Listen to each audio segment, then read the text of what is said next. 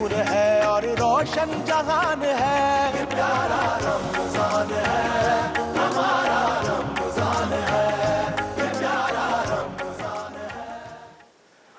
अस्सलाम वालेकुम रहमतुल्लाह। एक मरतबा फिर हाजिर खिदमत है और ये है हमारा प्यारे रमज़ान का प्यारा पकवान, प्यारी सलमा, प्यारे जावेद आलम फारूकी, सब प्यारे हैं। सर आप प्यारे हैं तो सब प्यारे हैं माशाल्लाह। मैं तो बस एक दिन अल्लाह को प्यारा हो जाऊंगा। अल्लाह नहीं, सभी होंगे प्यारे, सभी प्यारे हो जाएंगे, अल्लाह को प्यारे हो जाएंगे। आज हम, अरे इसमें जेब कहाँ से आ गई? इसमें है जेब। अच्छा, आज हम जो है वो यहाँ पर एक बहुत ही ख़ानदानी रेसिपी का खड़े मसाले का कीमा बनाने जा रहे हैं। इसमें मसाला वैसे खड़ा नहीं होता, मसाला बैठे ही रहता है। लेकिन खड़ा क्यों कहते हैं, माँ को समझाओ। खड़ा इसलिए कहते हैं कि सारा मसाला साबुत होता है, मिक्स नहीं होता, साबुत होता है। यानी आपको काली मिर्ची भी मुंह में आएंगी, लौंग मुंह में आएंगी, तो उसको कहते हैं खड़ा मसाला। तो खड़ा मसाला इसके अंदर होगा। ये कीमा है, बीफ में बनता है। वैसे इसको हाथ के कुटे हुए कीमे से बनाया जाता है, आप मशीन का कीमा इसमें नहीं चलता। ये हमारी अम्मी बनाती थी, हमारी दादी बनाती थी। और इसकी क्या तरकीब है मैं आपको बताऊँगा। आज सबसे पहले तो मैं इसमें तेल डाला है। अभी मैं इसमें प्याज ब्राउन करूँगा, काफ़ी टाइम लगता है, लेकिन इसमें ज़्यादा ब्राउन इसको नहीं करते, एक हद तक करते हैं, क्योंकि ये मसाले के साथ बन जाएगी। डॉक्टर जावेद आलम फारूकी साहब तशरीफ़ फरमाए। सलमा साहिबा आई हुई हैं। सलमा साहिबा की बहन की तबीयत, किसकी? खाला की तबीयत। खाला की तबीयत बहुत ख़राब है। आप सब लोग दुआ करें, अल्लाह ताला उन्हें सेहत कामिल आजिला फरमाए। वो इंटेंसिव केयर यूनिट में हैं, अभी भी हैं। वो आईसीयू में है लाहौर में। आईसीयू ना, इंटेंसिव केयर यूनिट में, आईसीयू लाहौर में है। तो अल्लाह ताला उनको सेहत दे, तंदुरुस्ती दे। खाला माँ की जगह होती है और खाला से एक अलग ही मोहब्बत होती है। तो हम सब दुआ गए हैं, आप भी डॉक्टर साहब दुआ फरमाइएगा, सारे लोग दुआ फरमाइएगा। सलमा साहिबा आप बताइए, आप शुरू करें, बिस्मिल्लाह। जी डॉक्टर साहब, थैंक यू। और माजरत के साथ देखिए, बिरयानी और नहारी बनाने पर और आपको देने पर मेरा इख्तियार है, भिजवाने पर इन लोगों का है। ये क्या करते हैं, ये डब्बे इधर उधर कर देते हैं। आपने तो भेजी ना, मैंने अपने आपने भेजी बस। असल में आप अगर आप यहाँ रुका करें ना थोड़ी देर में, आपको आज मैं कीमा तो आपको भेज ही दूंगा, क्योंकि ये तो अभी बन जाएगा फौरन। चलिए सही है, बहुत शुक्रिया। अच्छा, आज हम बात करेंगे जो बच्चियां बहुत ज़्यादा मतलब मेकअप वगैरह करती हैं। लड़कों को भी ये शिकायत है कि उनकी आई लैशेज़ वो जो हैं वो बहुत कम हैं और लोग एक्सटेंशंस लगाते हैं, सिवाय फैसल कुरैशी के। लोग एक्सटेंशंस लगवाते हैं और देखिए बड़ा नाजुक सा हिस्सा है आंख के ऊपर का। और जब आप एक्सटेंशंस लगवाते हैं, ठीक है डॉक्टर्स करते हैं काम, आप प्लीज़ किसी बहुत माहिर डॉक्टर से, जिनको आपने देखा हो, जिन्हें आप जानते हो, उनसे इलाज करवाएं। डॉक्टर साहब आप भी करते होंगे। मैं आपको थोड़ी सी एक चीज़ बताऊं, जैसे अर्ली ग्रोथ में बच्चों को जैसे हम सुरमा लगाते हैं, अब लोगों को नहीं, डॉक्टर्स मना करते हैं जी सुरमा नहीं लगाना, सुन्नत का हिस्सा है, सिंगार का हिस्सा है, ये कैसे हो सकता है? और सबसे बड़ी बात है कि इससे बाल आते हैं, हम सर पे यूज़ करते हैं, ये ऐसा इरिटेंट है जिससे हेयर ग्रोथ बहुत अच्छी हो जाती है। इवन ये कि एलोपेशिया के पेशेंट्स को हमने लगाया है, अर्ली एलोपेशिया में फिर बात कहूँगी, जो बहुत अर्ली स्टार्ट होता है उसके लिए।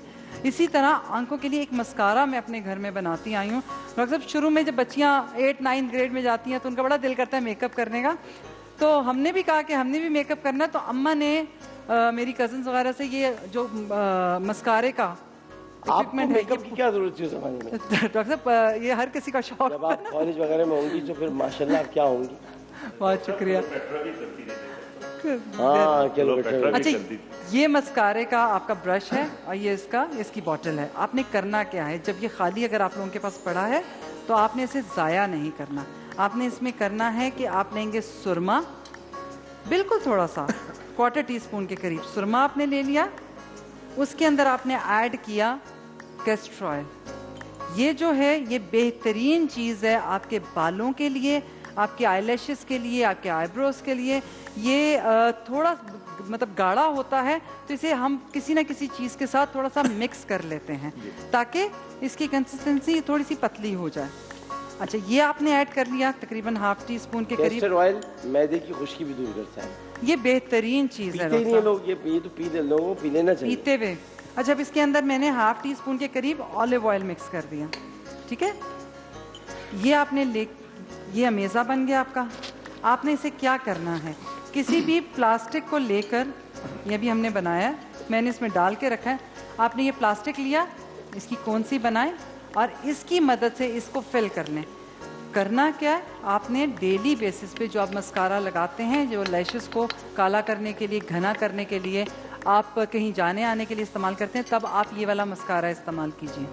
सुरमा, कैस्टर ऑयल और जैतून का तेल, ये तीनों चीज़ों के साथ मिलकर ये बना है और ये बेहतरीन है। कोई किसी किस्म का केमिकल इसके अंदर नहीं है।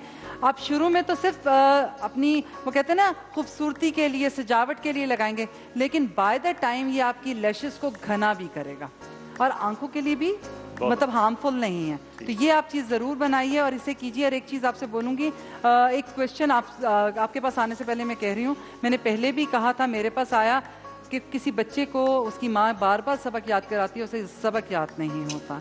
तो ये जो जैतून का इस्तेमाल हमने इस सुरमे के अंदर या इस मस्कारे के अंदर किया है, ये बेहतरीन है।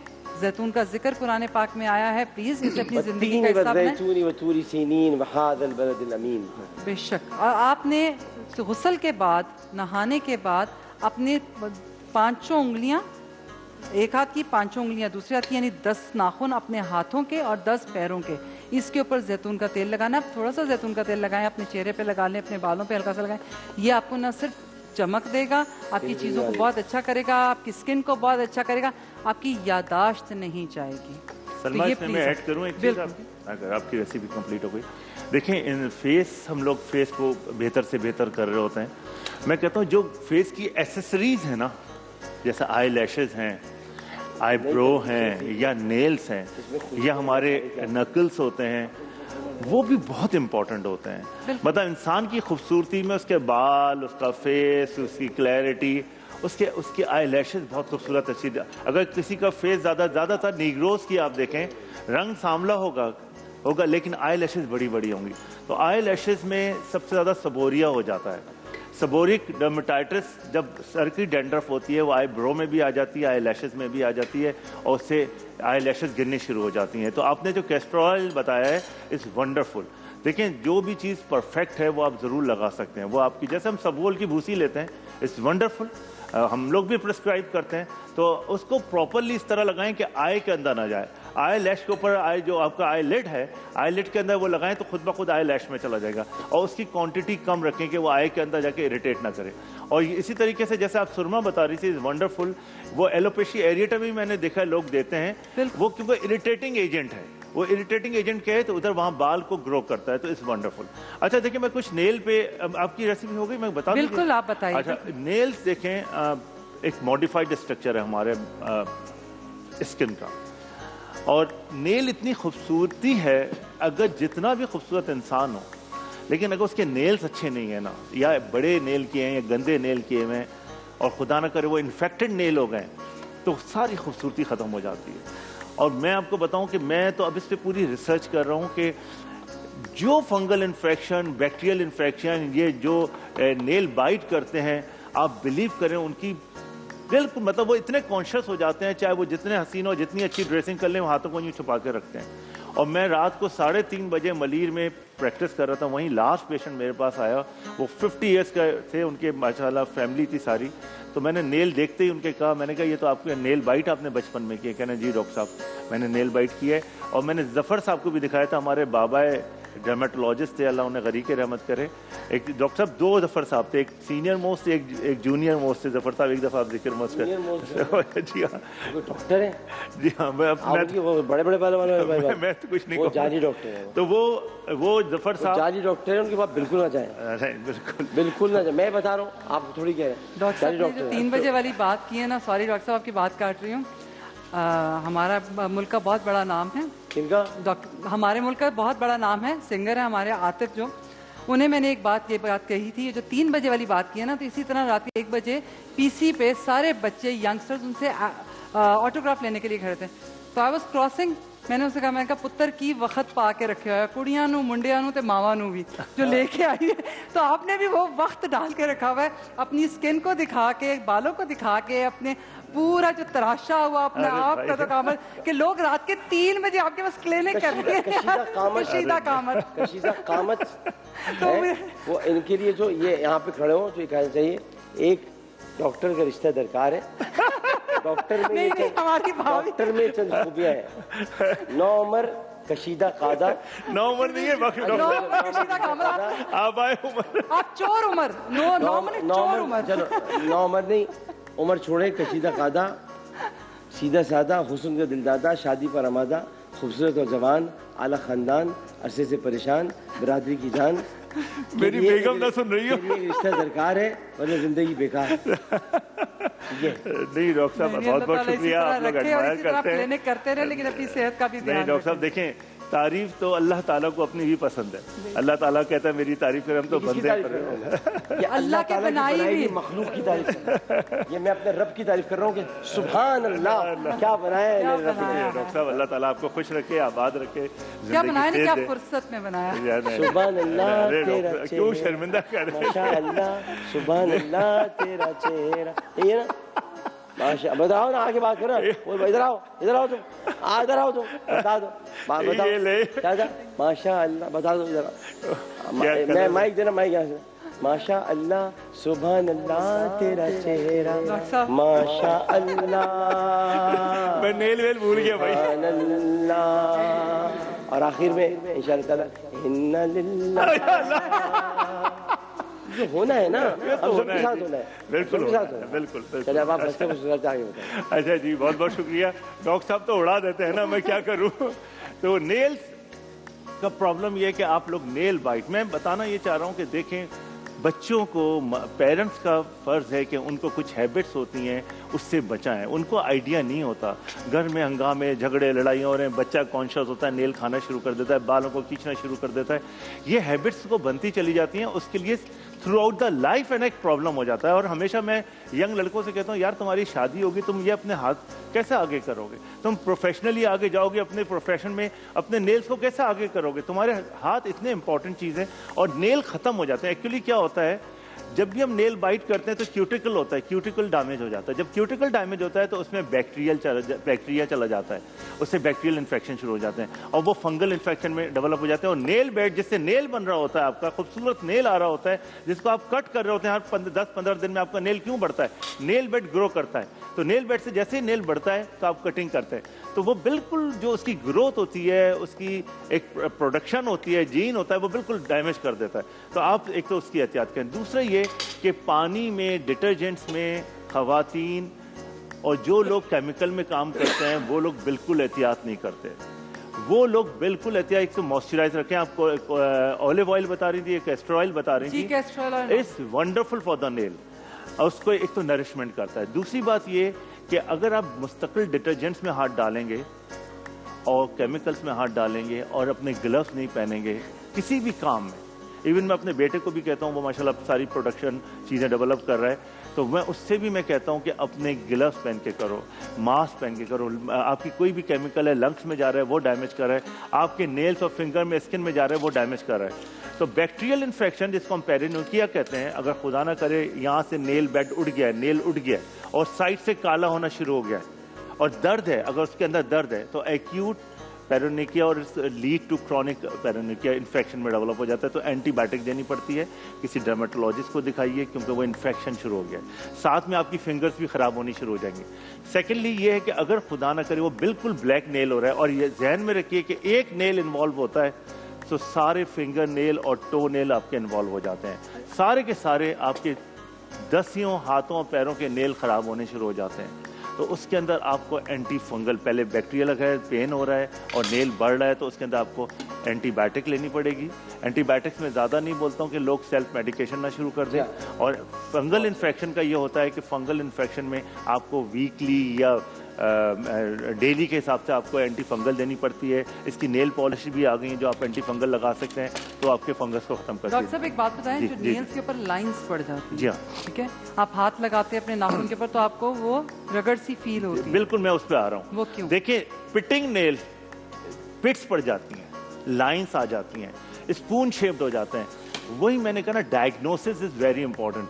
क्या आयरन डेफिशिएंसी अनीमिया है? आयरन डेफिशिएंसी अनीमिया में नेल बिल्कुल खराब हो जाते हैं।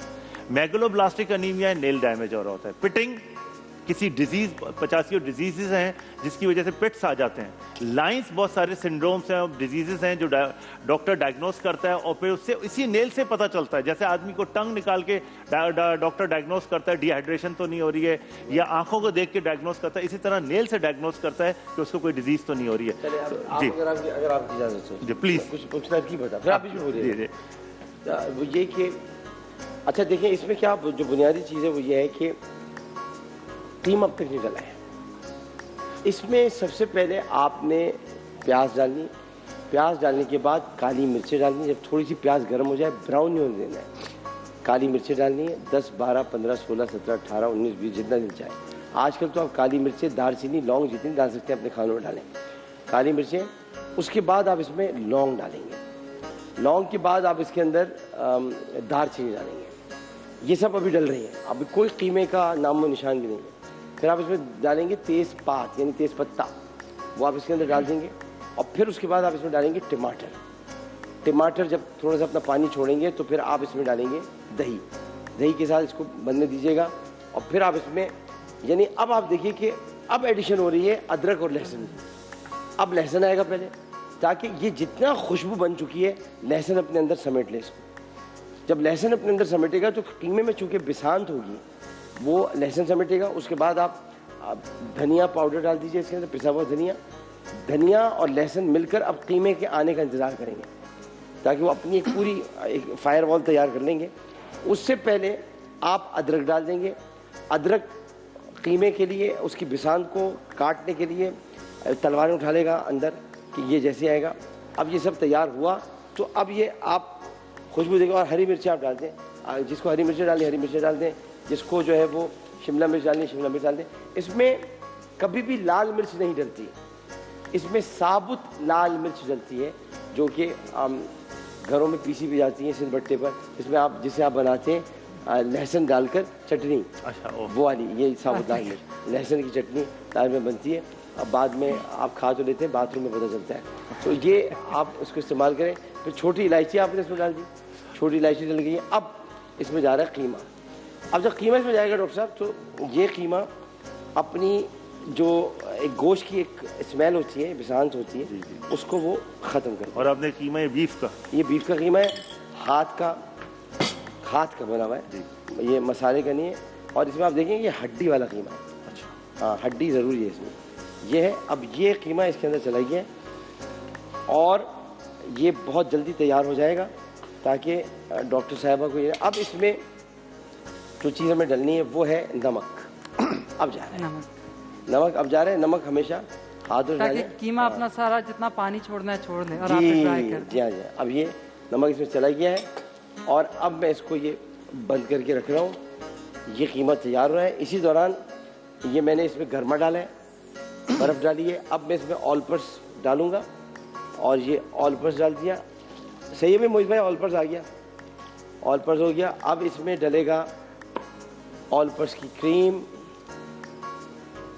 बहुत अच्छी होती है। मैं पर्सनली इस्तेमाल करता हूँ, इससे आपको बता रहा हूँ, पर्सनली करता हूँ।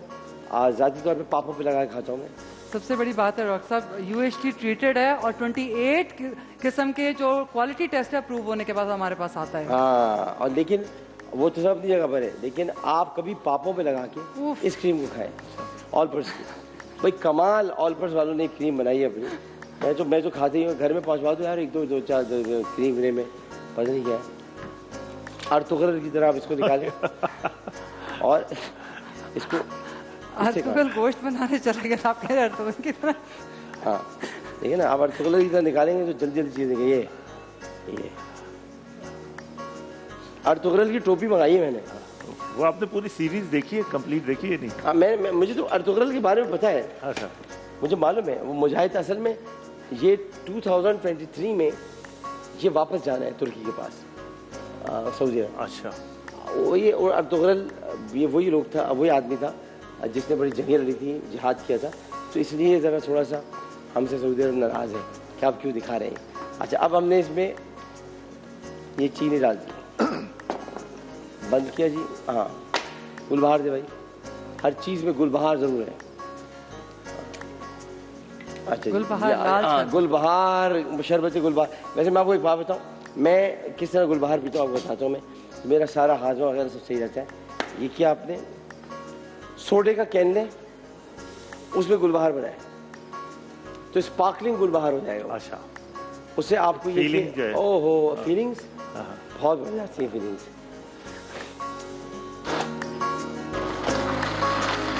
जा रहे हैं, यहाँ कीमा बन रहा है, ये क्या, वाह वाह वाह। अब कीमे ने अपना पानी छोड़ना शुरू कर दिया। आपको इसमें बिसांत नहीं आएगी, इसलिए कि मैंने सारा मसाला पहले तैयार करके से रखा था।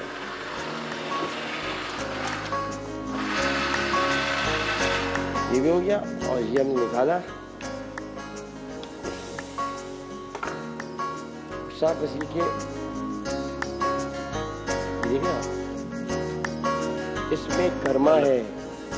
आजकल जो गर्मी की शदीद लहर है, देखिए अल्लाह ताला ने नाम कैसे कैसे रखे।